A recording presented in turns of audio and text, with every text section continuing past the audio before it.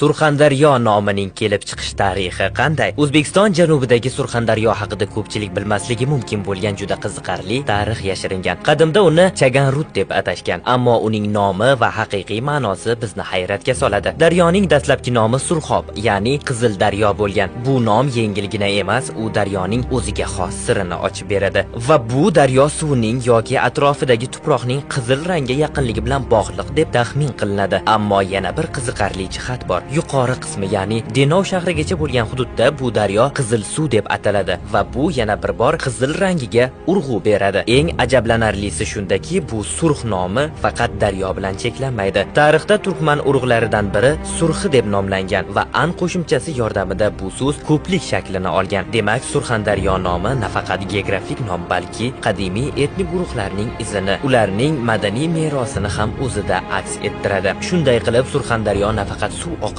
balki tarix va madaniyat oqimini ham ifodalaydi. Har bir tosh, har bir so'qmoqda yashiringan qizil sir bu daryoni nafaqat geografik obyekt, balki mo'jizalar manbaiga aylantiradi.